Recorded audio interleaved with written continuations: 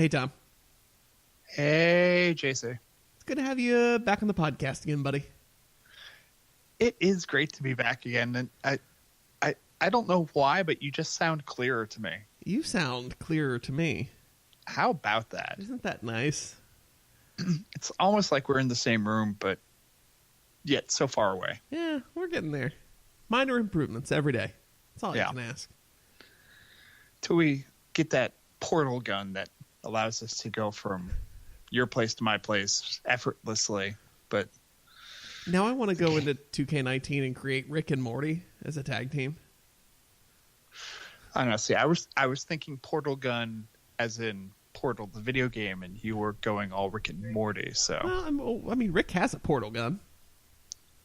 Yes, no, I understand. I've seen the show. Can you imagine if there was a council of Vinces? Just want to put that image in everyone's head. There's just a whole city of every Vince from every. Just one Vince that is just cowardly, and I don't know. He's the one that never ended up taking over his father's business. Simple Vince making his wafers, his wafer cookies. All right. All right. Well, I told you we didn't need an idea for a cold open, and we came up with gold. The council of Vince. There we go. All right. Anyway, a lot to talk about. Well, by the way, before you start to get into that, can you write that down, because that's probably going to be our show title too. The council of Vince. Yeah. Let me. Well, tell the people what we're going to talk about while I do that. I don't know. You're the one that does the rundown. I can't. Fine. Find a pen. I'll be talking Council about... of Vinces. All right, it's done. Yes, it's done. All right. Here we go. Here's what we're talking about this week. Tom went to New Beginning in Charlotte last week. I did. Last Friday, right? Yes, it was last Friday, and I spent monies. Ooh, I can't wait to hear about your monies. Yeah. AEW had the Double or Nothing ticket rally today, just before we recorded. Is that going to be a thing now, or are we just going to have ticket rallies every time there's an event? Yeah. That's clearly their strategy here. There's never actually going to be a wrestling show. It's just going to be press conferences every month. And pep rallies. Yeah. Ooh. Now it's turning the XFL, because I'm just imagining cheerleaders. Hey, why not? Yeah, I'm fine with this. The WWE released their Q4 financials and their annual report today as well. Accounting. Yeah. That's what every wrestling fan loves. But you know how much I love it, so I have to put it in there. I know, and we'll warn people ahead of time so that they can hit that 15-second advance button. I get like major nerd chub from it, okay? You do, and it is kind of significant because we get to kind of find out about that sweet, sweet blood money. Oh, yeah, that's included here. I've got that as a note. Yeah. And then the Superstar Shakeup is coming. We'll talk a little bit about that. Yeah. You tell Tom's feelings. Oh, we'll discuss it more later on. I mean, I could go into a whole thing here now. No, save it. That's why we have a podcast. We're just doing the rundown. Yeah. That's all happening this week on the Cheaters Never Pin podcast. So before we start, Tom. What's that, JC? Can you ring the bell for me? You know it, buddy. Oh, gosh. And then, of course, the soundboard. We have to... Okay, hold on. Let me try this again. Let's pull back the curtain for these folks for a second. I run the soundboard off of a tablet. And, of course, as soon as I get ready to hit play, the tablet locked. So let's try this again. Tom. What's that, JC? Can you ring the bell for me, buddy? I'll try again. Buddy. There we go. You're listening to the Cheaters Never Pin podcast, a proud part of the Section 328 network, bringing you all the best in wrestling from WWE, New Japan, and beyond. Now, live from ringside, it's Mr. Workrate and JC. Oh, buddy! It's the Cheaters Never Pin podcast. My name is JC. Here next to me at the commentary table to the stars is my good buddy, Mr. Workrate, Tom. Great to be here as always, JC. Your favorite technical difficulties podcast. Yeah. The robots, we're fighting them off this week, hopefully. Yeah. So last week, there was a significant amount of editing that had to happen because I think we had to call each other, 4 different times on Skype? At least. Oh, it was bad.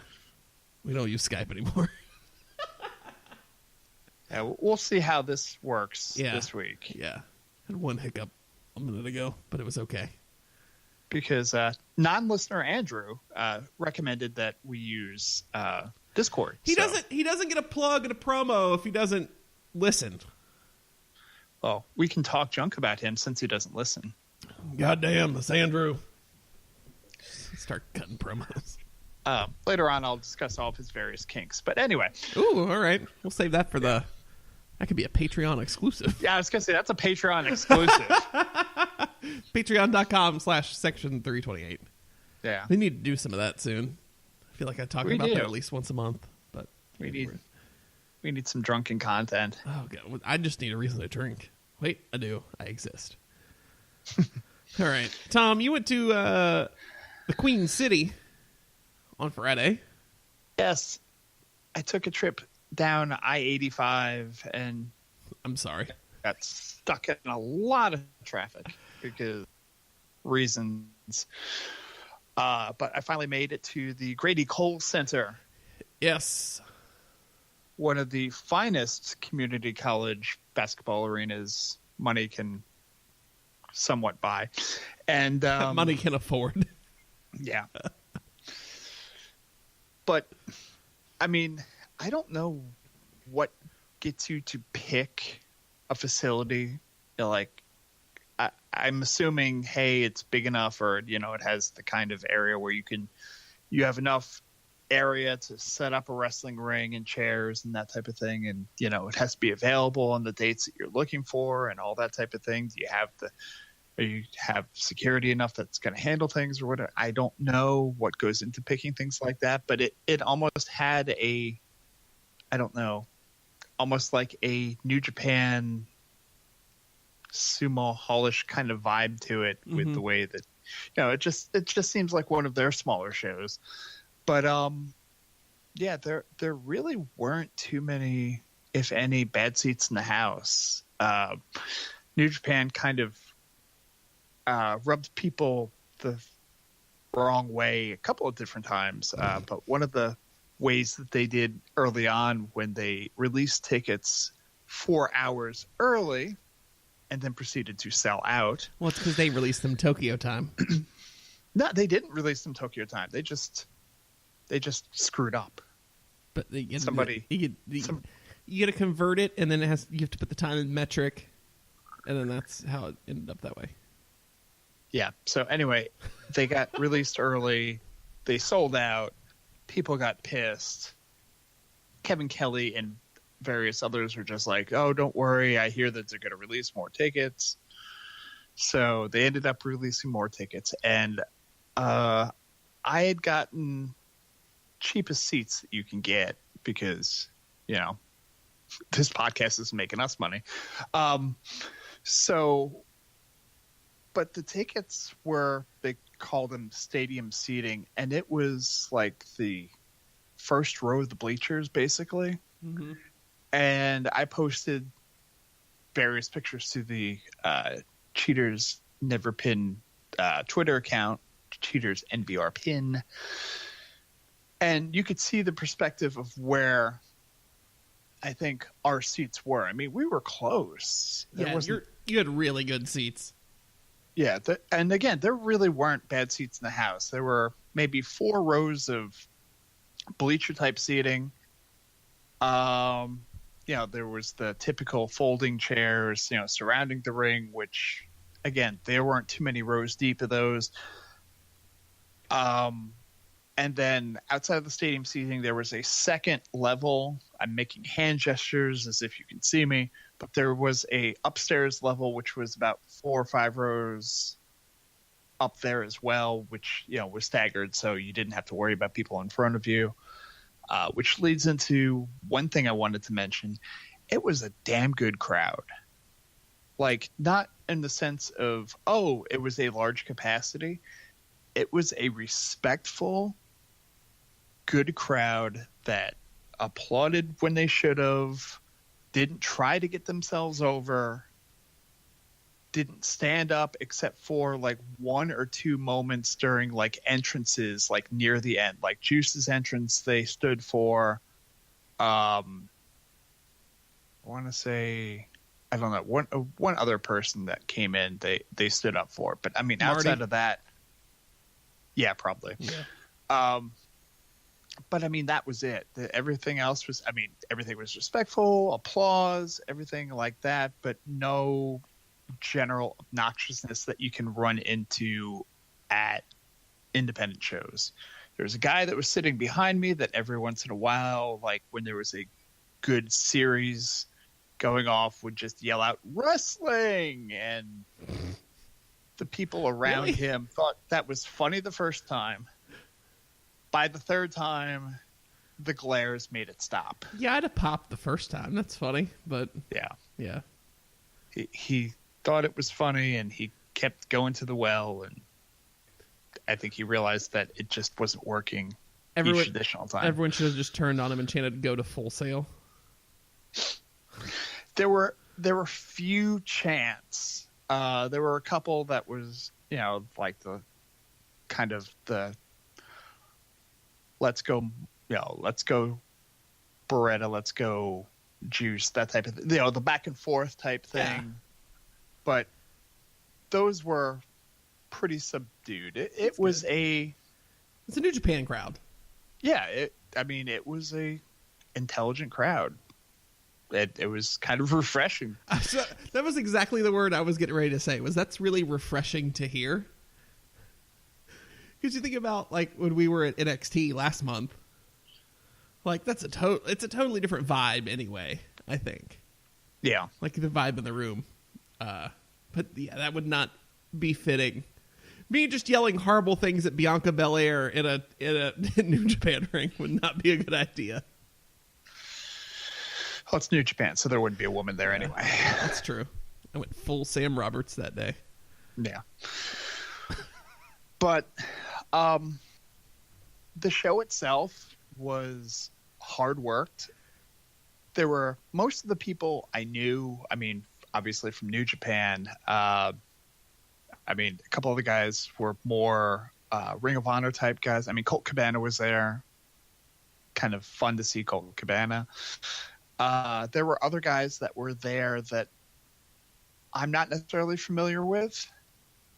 But maybe, I don't know if they were Ring of Honor guys that I don't know Ring of Honor that well. I think a lot of them were PWX guys.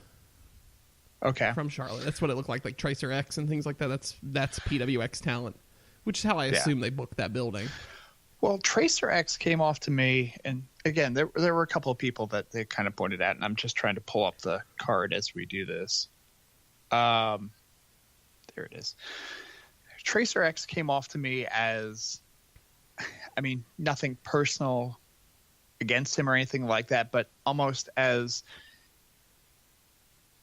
every indie guy that you remember from like 2003 that just kind of was like, $150 and doing the flippy moves and doing them pretty well. But right. He didn't necessarily stand out to me. Yeah. He sold well enough. I would agree with that assessment of him. Yeah. And he wrestled the Great O'Karn, who was former Young Lion Oka. I can't think of his first name, but it's long and has a T in it. Yeah, something like that. Yeah. Which completely freaked me out because I remember seeing him as Young Lion for so long with his shaved head, and he comes out and he's got the full curly hair going. And it's like, you have hair. And like a full beard and the full curly hair, and it's just, it looked weird as hell. Was it bowl of ramen curly? Not even. It was trying to get a mental picture here. He looked very, I don't know, just different, thick curly hair. Okay. All right. But yeah, he did his, and I thought, I was dreading the gimmick because I saw him come out, and he comes out with like the thing covering his face, and it's like, ooh, boogie, boogie, boogie. And I'm like, what the hell is this? But it comes off, I guess, I don't know, like almost like a Killer Khan type gimmick to throwback to wrestling before you were born, pretty much, but just that kind of killer, almost Mongolian type thing where I don't know, but he did this like claw choke slam, and it was kind of old school. It was a strong style that he ended up working, and I don't know, it worked for me. It was cool to see him. It's cool to see young lions actually get their gimmick and start working. What else? Brody King. I knew nothing about Brody King. He was he teamed with Marty Scurll, and he comes out, and I'm looking at him, and I'm like, you're like a poor man's Aleister Black, like, because he's got tattoos all over on his legs and all over his body, and he's kind of got the long wet hair, and I'm like, who are you, bro? He's got a little bit of a paunch, so, you know, like, I can talk, but it's like, all right, you can so identify with him. Yes. So I'm like, what's your thing? You're tall, you know, what's going to be your thing? And it was like 3 minutes into the match, and somebody got thrown outside, and Brody just looks, and you see him like start to think about it, and you're like, you're not going to. And he goes and bounces off the back ropes and complete tope con hilo over the top, clean, falls right on him. I'm like, oh, damn. Because Brody's like, say, 6'4", 250 maybe. Mm-hmm. And that was some clean aerial stuff that he was doing. So I'm like, ooh, I kind of like this guy now. So... Yeah, I've seen clips. I've seen clips of him. I haven't seen him really in action, so I can't form an opinion. Like, him in general as a look is not that impressive, but when he actually gets in the ring, he looks strong. The first match, the Young Lions match, Carl Fredericks and Clark Connors, I didn't expect to care about that match at all. They put on a show. Like, it was stiff as hell, which I guess is what you're supposed to do when Shibata's out there watching you. Well, yeah. Yeah. And that was kind of cool to see. Shibata came out early on before the card started, pretty much to thank everyone for coming out and say hello and admit that his English wasn't that good, but he was going to try to communicate. And the crowd started to do the chant of one more match. And I'm like, no, please don't kill him. No, please, no. Yeah, don't chant that at Shibata. But he came out for that match, and he watched the Alex Coughlin, Davey Boy Smith Jr. match, because Coughlin's a young lion as well. They had a good... They went over 10 minutes in their match, and Davey Boy put him over pretty well before obviously winning. But even after the win, Davey Boy extended his hand, and we're all going, okay, well, he's going to destroy him now. And no, clean handshake, put him over, and left the ring. I'm like, okay. Cool. Outside of that, let's see, there was Shane Taylor. I was not familiar with him. He is a large man. Like, busting restraints of wrestling gear large. That's a disturbing description. Like, it was fascinating to me because he had knee braces on. You know, the slide-on type knee braces that you end up having. Right. And he had them pulled up. And then right above those knee braces were like the biggest muffin tops.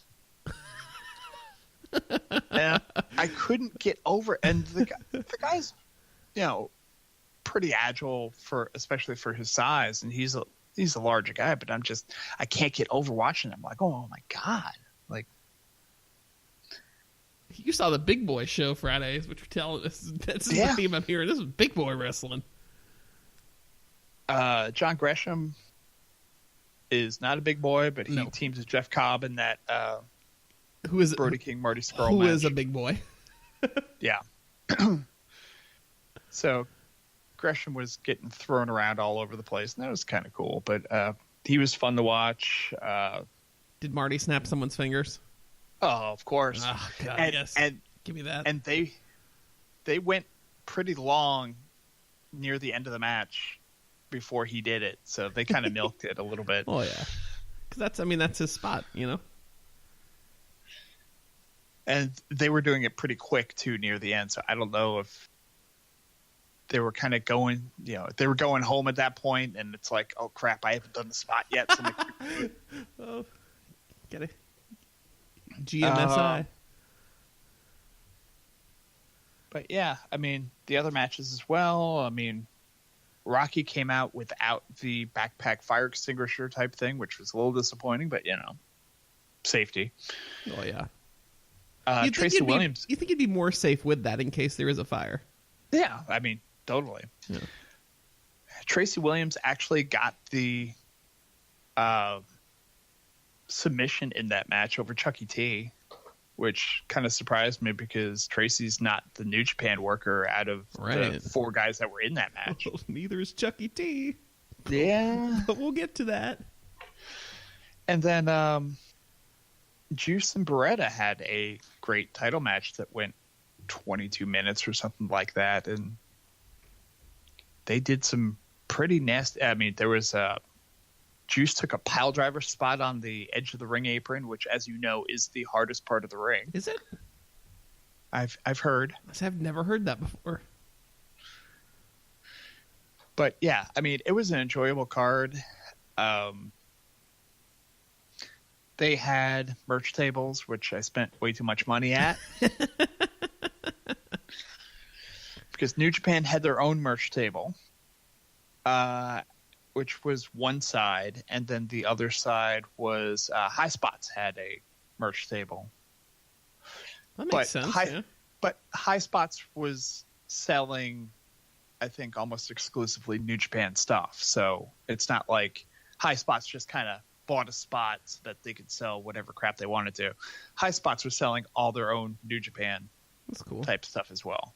So because High Spots has DVDs that they sell, almost introduction to New Japan type DVDs and that type of thing. So, so I bought 2 shirts, and more importantly, I bought at the High Spots table an autographed Jushin Liger mask. I didn't even know you never told me that. No, I did not, because it's still in the bag right now because I need to find a mannequin head. Yeah. So that I can properly display. Oh, that's amazing. That makes me really happy. Because I bought one shirt, which it's actually a nice shirt. I should post pictures of it later on. It's being washed, I guess. Which was for the event. It was a New Japan Charlotte shirt. Oh, so cool. it's like the New Japan logo, but it has that kind of crown that Charlotte uses a lot of times. So it has that, and then it says New Japan Pro Wrestling Charlotte. And then on the back it has NJPW 72. So it's cool. almost like a shirtsy type thing. Right. Then I got a New Japan 3/4 baseball tee. Nice. Because I had seen those. I bought the one shirt and I went looking for Toru Yano merch, and there was none. He wasn't there, so it wouldn't be there. I don't care. I want. He brings the DVDs with him, Tom. Yes. Apparently that is the case. So Live the gimmick. yeah. So I was like, all right, I'm good with the one shirt. And then I kind of went back and I'm like, oh, well, they have I want to get I guess it was after the card was over. I went back, which was a quick card, by the way. I'd say it was probably 2.5 hours at most. That's nice, though. So went back to the merch table afterwards because I had seen the 3/4 tees, and I'm like, that's a nice shirt. I want a simple, just New Japan shirt. So I picked it up and I was getting ready to leave and I was taking the corner and I look and some guy had given it back and I see it on display and I go, those Liger masks? They go, yeah, and they're autographed. We have a certificate of authenticity. And I'm like, oh, I think I need to have that. Now here's the real question. How many times have you worn it? Like 4. Okay. All right. I was thinking 3, so. It's a good fit, just saying. It was meant to be. Yeah, because I had my son put it on once, and it's a little too big for him. It's a good adult size. Like, I had bought a Sami Zayn mask through, I think, High Spots. Excuse me. I bought an El Generico mask through High Spots. Okay, yeah. I was like, I don't know who who Sami Zayn is. Yeah. But, well, that El Generico one's it's a commemorative edition now since, he's in Mexico running his orphanage. Yes.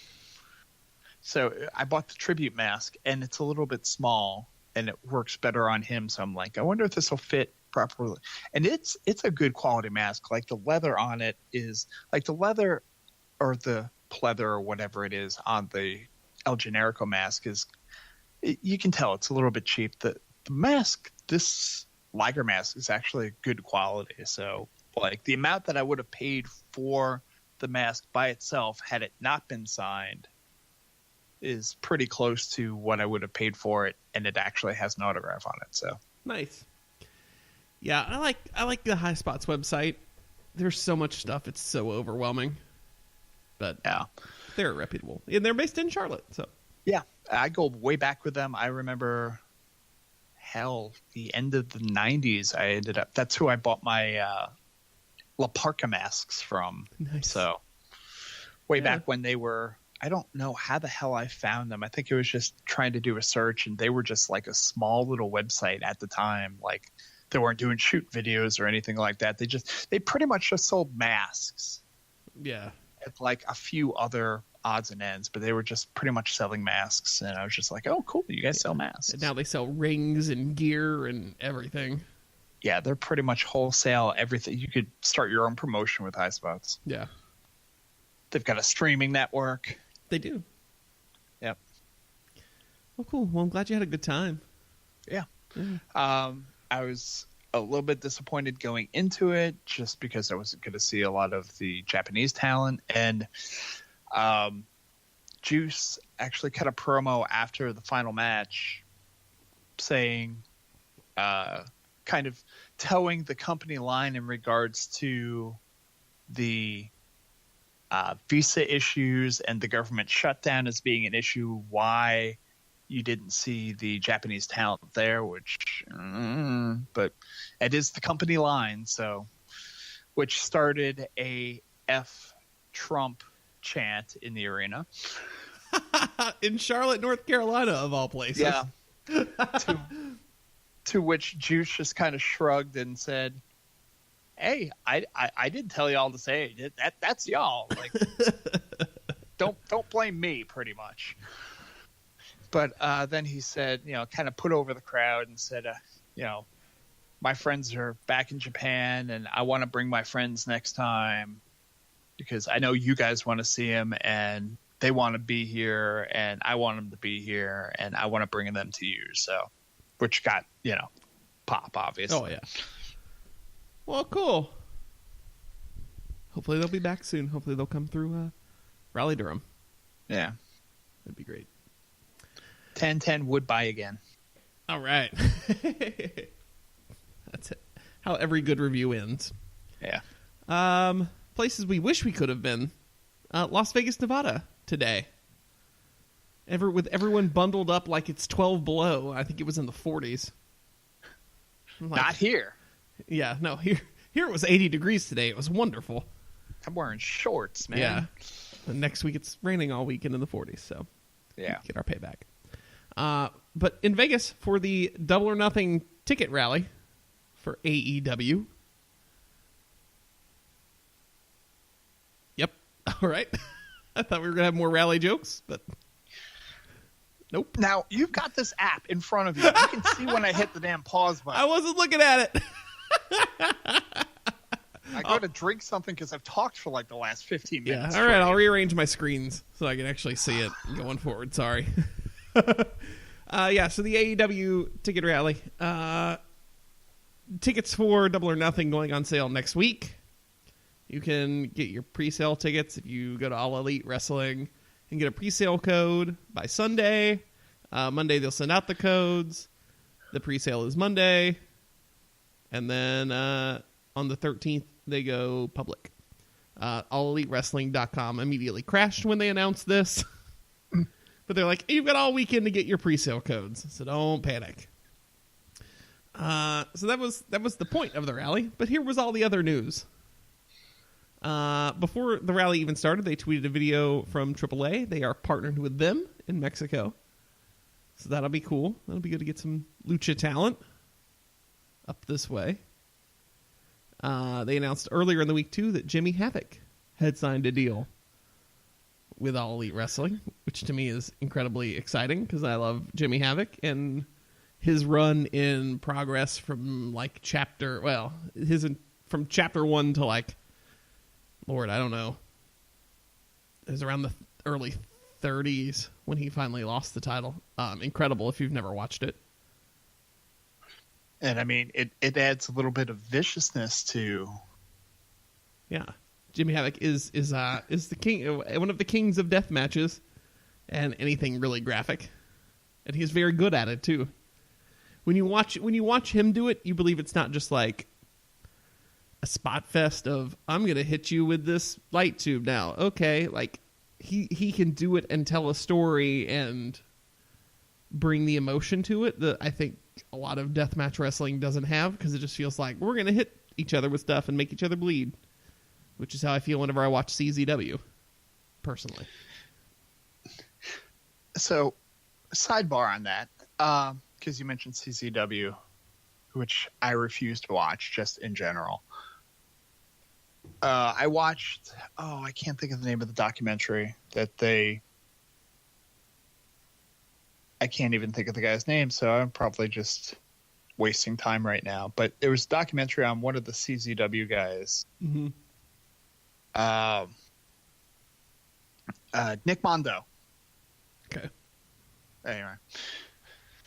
But it was just interesting to see, kind of his, development. It was kind of a straightforward, no frills type documentary thing, but just to see all the damage that those guys take, it is just ridiculous. To me it's insanity, but people enjoy it and there is a market for it. So, and that's cool. more the thing. It's like, I understand if you have a pain thing or whatever, and there are certain wrestlers that kind of get off on that, which it's fine. That's you, but I mean, just watching the crowds, that's what disturbed me more. Not like the fact that these guys are doing this stuff to each other, but just these guys that are just taking bumps off of the roof of a building into a flaming pickup truck. Yeah. They're just no, I'm good. It's awesome. Like, why would you go to that? Do you want to see someone die? I personally don't understand it, but there's another really interesting kind of mini documentary about CZW I saw. This was years, when I say years, I mean like a couple of years ago, that Vice did online. I'm sure you can probably Google CZW Vice and find it, and it's like 45 minutes long or whatever. Really interesting. It's a good watch. All about Tournament of Death. So, you get the real good quality stuff there. So the announcements that actually came from the rally. Sonny Kiss has signed with AEW. I was not aware of Sonny Kiss existing as a wrestler. Mostly because I'm not into the Northeast indie scene, or apparently into wherever he has worked. But I guess cool. I'm interested to see him work. Seems like, and this is one. I was going to say, this is one of the things that they supposedly want to do with AEW, is to kind of get exposure to some of these guys. Like, they've seen them, supposedly they're doing the scouting, and they're not necessarily going to go for all the mainstream names that you've heard of. I mean, they can grab a couple of those, but at the same time, they're going to get other people and bring them into the business, or not bring them into the business, but I mean, get them more exposure, the exposure they deserve. Interested to see Sunny's actual gimmick, because I'm not sure if it's drag queen or whatever, but I'm very interested to see it. I'm down. Should be entertaining. I'm not aware of it. Yeah, so sports entertain me. Sammy Guevara came up on stage. He is the AEW, the AAA Junior Heavyweight Champion. Cut a promo as well as Ronda Rousey on an episode of Raw and left. Hangman Page came out. Was interrupted by Pac via satellite. So the Bastard versus the Hangman was confirmed for Double or Nothing. That was the first match confirmation we got, which was kind of cool. Young Bucks came out, talked about making tag team wrestling important again because you can't see it on other wrestling promotions, which I was like, I don't think that's true, but you can, sure. So they introduced a new tag team of the Best Friends, Chuck Taylor and Trent Beretta. So that'll... Now, you mentioned two full names there. Oh, okay. Chucky T and Beretta. Okay, is it going to be Beretta? Is it going to be Trent? Is it the Kentucky Gentleman, Trent? Chuck Taylor and Trent? I prefer Trent. It kills me. It's so funny. The Best Friends leave the stage. The Young Bucks keep talking. They are interrupted by Rey Fenix and Penta L0M, the Lucha Brothers, who attack them, including Penta putting Matt into a package pile driver on the stage, further injuring his back. Oh no! Yes, which they made. They Conrad and the other dude did make a point to go into. Matt's been battling a lot of back injuries lately, and I'm just sitting here dying laughing at that. Because I'm like, this gimmick will never die, will it? Matt will always have a bad back. Brandy, the Chief Brandy Officer, came out. I'm already sick of hearing the phrase Chief Brandy Officer. And this isn't even an active promotion yet. To announce some women's talent. Two from Japan. Yuka Sasaki, who I have zero familiarity with. And Aja Kong. Who I have a lot of familiarity with. And as we were discussing before we actually went on the air, if I'm familiar with the Japanese wrestler, they're probably old. And we confirmed as such. Yes. But hey, it'll be fun. I mean, it's Aja Kong. Like, the YouTube chat legend. Popped hard. Yeah, it's a legend. Like, it's great. That's good. That's a good legend name recognition to kind of build the show around, right? And it's not like you're sticking, say, like Medusa or something like that out there. I mean, theoretically, I guess you could, but and I don't know if Aja's wrestling. I mean, I hit the Wikipedia page. I probably should have hit one of the other, like, Pro Fight DB or those type of things. But I don't know if she's actually still wrestling even part-time or not. It looks like she wrestled a little bit in 2017 for Shimmer, but that was the last I saw. So I don't know if this is going to be a one-shot deal or what, but cool. Yeah. Hey, I'm down. It's Aja Kong. I'm good to see this. Then Brandy said, they couldn't make it. We're very sorry, but we can come alone. So here's Kylie Rae, smiling Kylie Rae, whose gimmick is she smiles, and she's happy to be here. It's literally her catchphrase, I'm happy to be here. Hey, worked for Ronda. Yep. And then she was followed by Nyla Rose, who confronted her, who I'd never heard of. I was like, all right, cool. They faced off. That'll obviously be a match at Double or Nothing.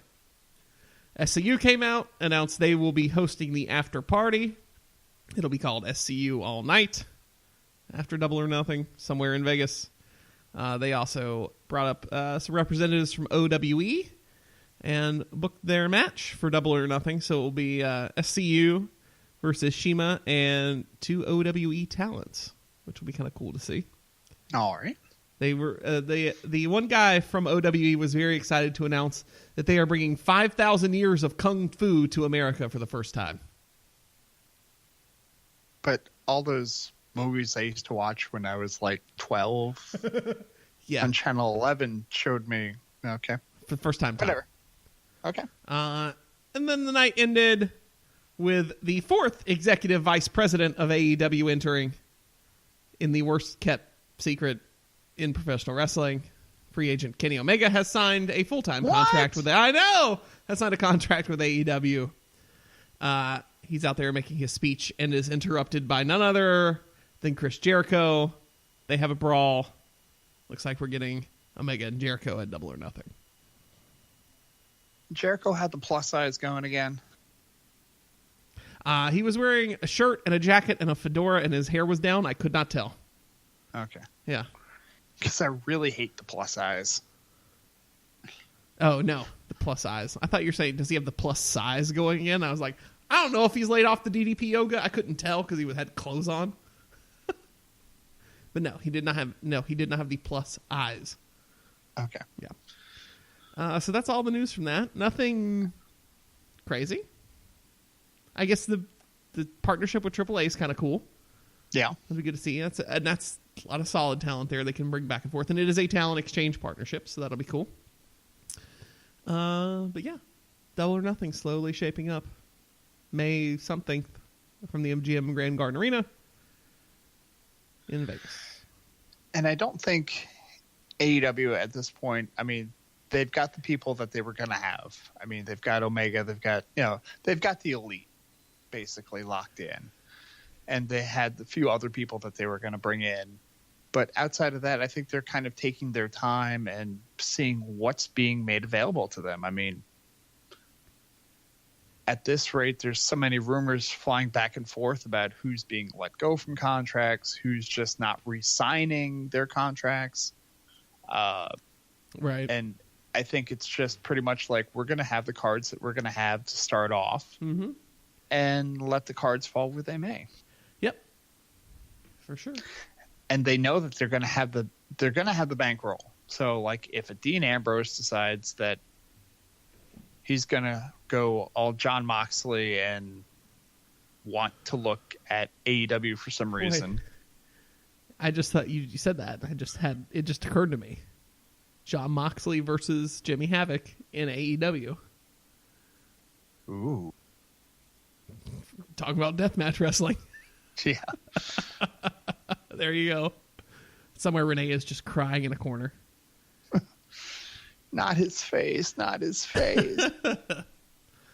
Yeah, so AEW continues to shape up. Yeah. And before we go any further, this show brought to you by Audible. Oh. Yeah. Do you know, Tom, Audible, great people over there, offering listeners of this podcast, the Cheaters Never Pin podcast, free audiobook with a 30-day trial membership. Ooh, that sounds good. It's a good value. All you have to do, go to audibletrial.com/cheatersneverpin. Look over all their audio programs, an unmatched library of them. You get to download a free title and start listening. It's that easy. Audible.com/cheatersneverpin, and you get started. There's so many books I'd love to listen to, like, audibly, like, to actually hear instead of me actually reading them. I mean, I just think of, like, classic books that I've read over the years. Just stuff like, you know, the Vonnegut type stuff or, like, Lolita or things like that, and just be able to listen to it again, hear it being spoken to me. Just, I don't know, it just adds something to it, I think. Yeah.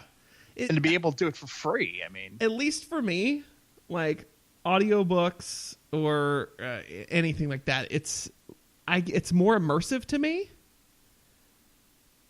Like, yeah.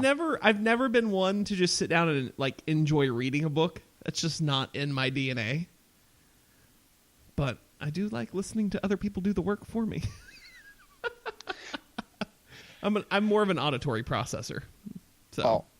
As a former English minor,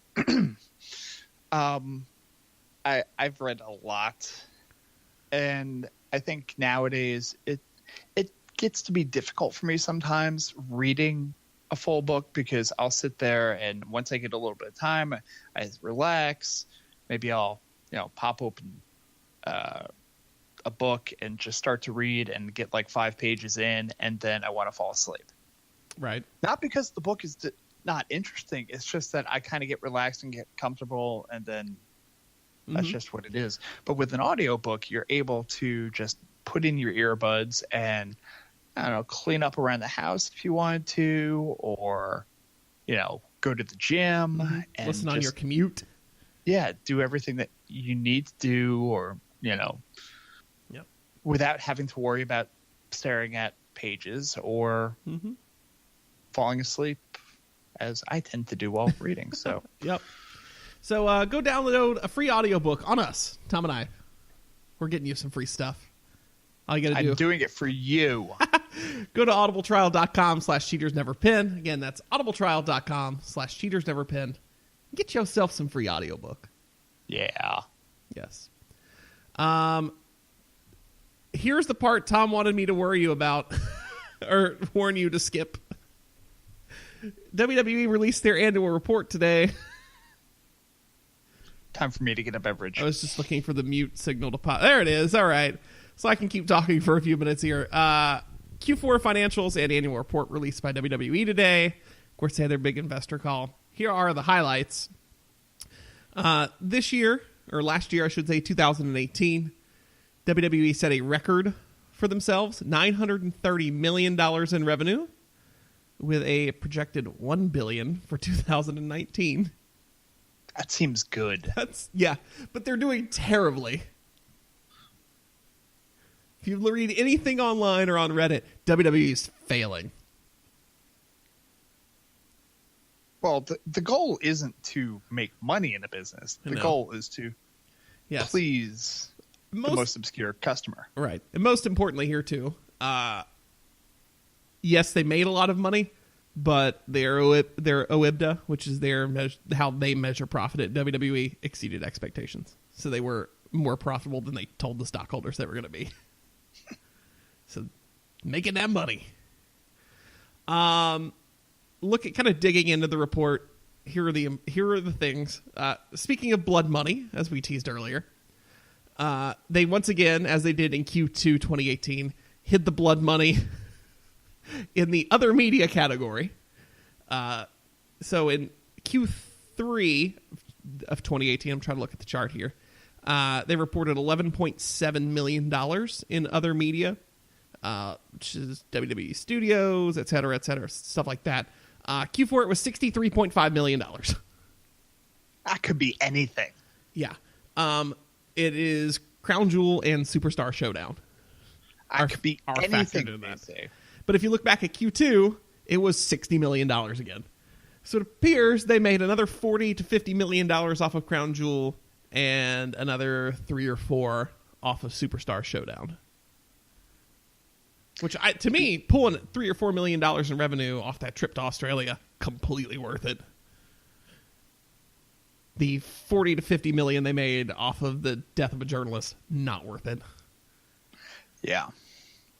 But their OIBDA exceeded expectation, Tom. So they have a fiduciary responsibility. God damn it, we have stockholders. Yeah. Other kind of big things to look at, TV ratings, which of course this is why everyone thinks they're dying, but clearly it doesn't matter. Quarter for quarter, looking at 2017 versus 2018 Q4, Raw was down 15%, SmackDown was down 14%. Now the holidays did fall a little, well, I guess last year. So Raw and SmackDown in Q4 this year fell on Christmas Eve and Christmas Day and New Year's Eve and New Year's Day. Which puts them in a little worse place than in 2017 where Raw was Christmas Day and New Year's Day. So they only had one day more affected by the holiday, so they were touting up that fact a little bit. But still not good. Especially when you've got $1 billion worth of TV contracts here are getting ready to kick in about 10 months. Also important to look at, that is against USA only seeing a 4% drop over that period of time as a whole network. And the top 25 cable networks only seeing a 7% drop. So they're doing something a little worse than everybody else. Also important to note, there's social media and hours viewed across social media and YouTube. All that growth that has been very exponential has slowed pretty, I won't say dramatically because we've seen it from quarter to quarter start to slow down a little bit. But the growth continues to slow. I think they're starting to hit a saturation point. And also with Facebook and Twitter doing more consistent cleanups of accounts, they're being impacted by that. 1.585 million average network paid subscribers at the end of Q4, beats the 1.560 million projection. They also announced that due to the performance of the network hitting its numbers like they projected it to, after WrestleMania this year, we will not get that Monday announcement that we've gotten the last 5 years. So, interesting. I don't know. I still feel like with their stock peaking around Mania every year, you want to use that to keep pumping it up. So I don't know if they're looking at tracking and going, it's starting to flatline a little bit. And they don't want to push that. I don't know. It's just an interesting thing to watch, especially when we get around to, I guess it would be Q2 results. So when we get into the late summer, where those numbers fall. North American attendance continues to decline. International attendance is up at live events. That is what it is. Average ticket price does continue to increase, however. So it is offset by that a little bit. I mean, I could see how overseas ticketing would increase just for the fact that there is that little bit of, I don't know, newness or, specialness when WWE comes, into town. Right. It's the same way that kind of when New Japan is here, it's like, oh crap, this is something that may never get to see for another year or two or whatever. So yeah, I could see them jumping on that. Whereas here, it's easily accessible at any point in time. Yeah. They're within a drivable distance of you. And I mean that like you could take a day trip or a long weekend to see WWE at least once every 2 months. Yeah, if you really wanted to, like here, I mean, it's not necessarily going to be at PNC Arena every month, but you're going to be able to go to Greensboro. You're going to be able to go to, Virginia somewhere or Atlanta, Charlotte. Yeah. If you really wanted to do the hike. And again, it's not to bounce back to New Japan again, but I know the amount of people that came. I mean, I could see by the plates that were in the parking lot how many people came from a decent drive away, like people from Florida and Georgia and Tennessee. But as they continue to grow the brand, you want that international to keep going up. So, yeah. Because, again, their product is the brand. It is not the product in the ring. So, anyway, that's their... I kept it brief for you. Just for you, Tom. It's late. I don't want to fall asleep during the podcast. We're not reading a book, Tom. I didn't print it out for you. But I do need some printer. I do need some printer paper, though. Oh. Well, are you just going to make your own, or are you actually going to purchase it? I'm going to go full George Washington and go chop down some trees. And then I'm going to... this is how I assume you make paper. Then I'm going to cut it into a bunch of smaller pieces. And then I'm going to chew those pieces to turn it into pulp and then roll it and let it dry. And then voila, paper. Now, JC, I don't want you to injure your dental work. Okay. Then what do you propose I do, Tom? Okay, so hear me out on this. All right. You go to cheatersneverpin.com. Uh-huh. Tom, we don't sell paper. And I was about to say that, but you interrupted me. So this is not Cheaters Never Pin division of Dunder Mifflin. Oh, Dwight. man. We could have so much fun with that. But I know. Now I'm thinking about it. Anyway. My kids are all in on that. Anyway. So go to cheatersneverpin.com, and when you go to that website, you will see an Amazon.com button, and you click on that button. That brings you to the website Amazon.com. Oh. At that website, you can purchase so many different things. You can purchase paper. You can purchase a bite guard to protect your teeth and prevent them from grinding overnight. You can purchase, I don't know, toothpaste. Can I purchase a tablet or a computer to write a scathing Medium post on?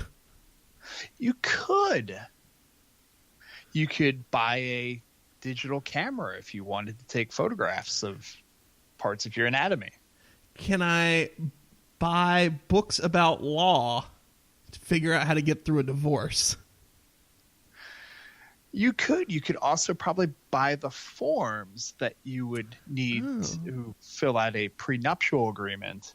Okay. For any future possible. Can I buy smugness? Smugness is earned, my friend. Anyway.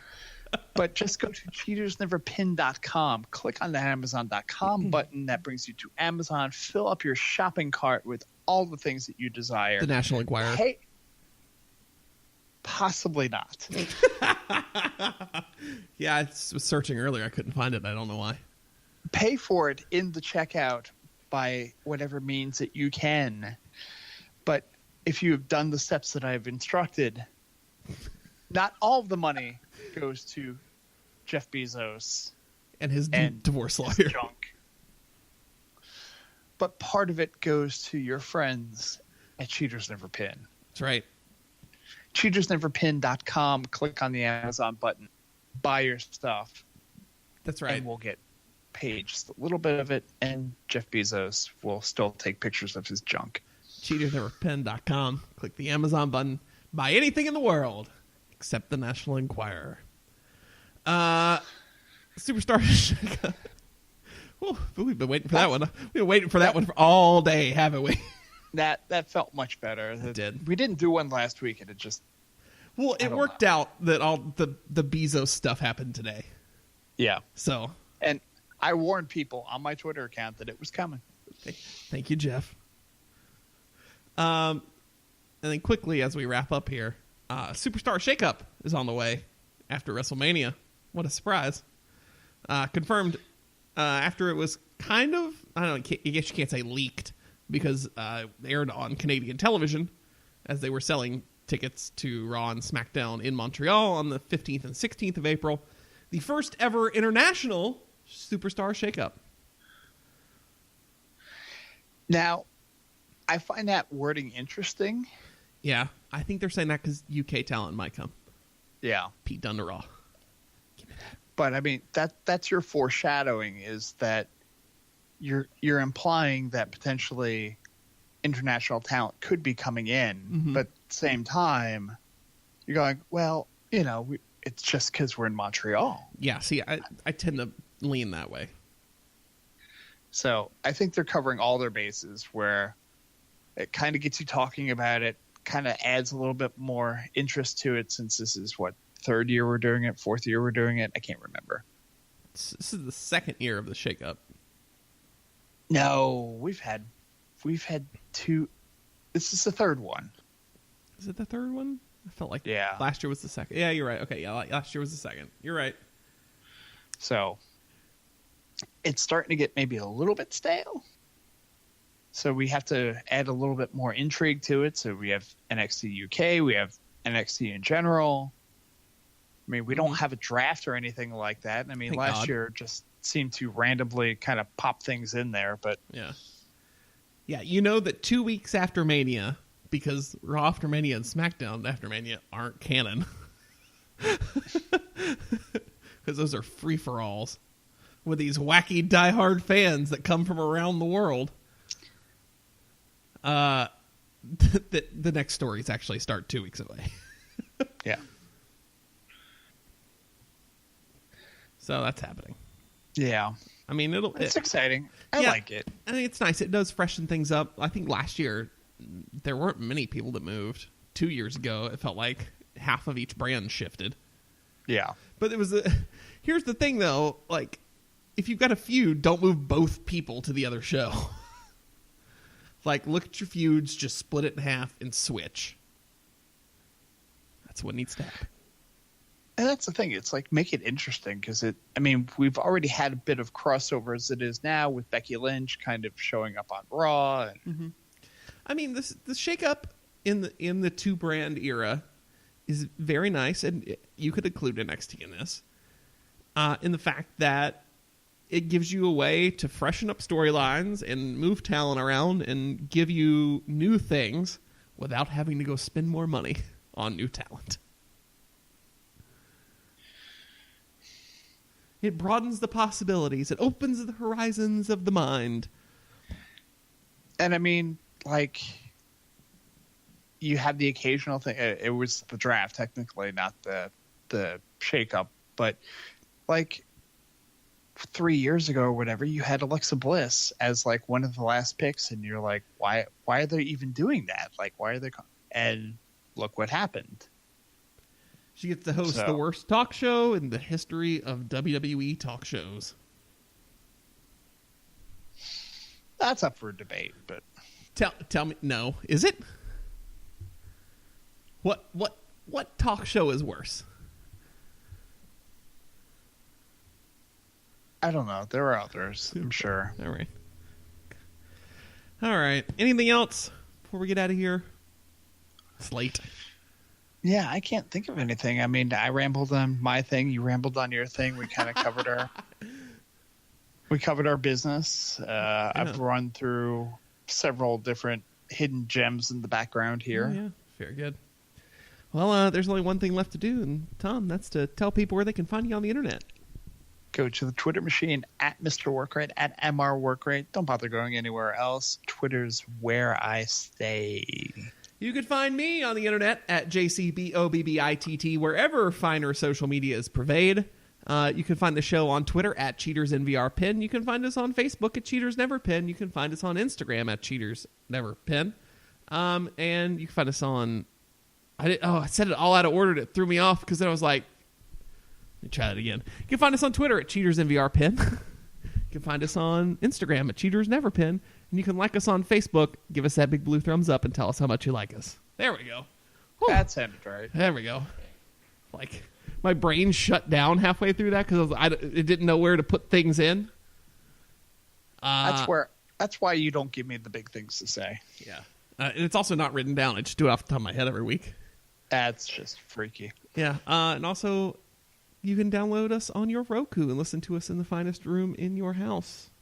Serenade your wife and children, or your husband and children, or whatever. Or just your random children. Just play it really loud as kids walk by. Yes, offer them ice cream and treats to come and listen to our podcast. If you own an ice cream truck, just blare us out the top. Coming this summer, the Cheaters Never Pin ice cream truck. Selling nothing but CM Punk ice cream bars. That would get over. That would. We're going to Chicago, Tom. All right. Let's get out of here. Yeah. We'll be back. I think that pretty well wraps it up. That was good. Yeah. Our ice cream. Yes. So we'll be back next week with all the news in wrestling. So I'm JC. I'm Tom. And we'll catch you on the flip side.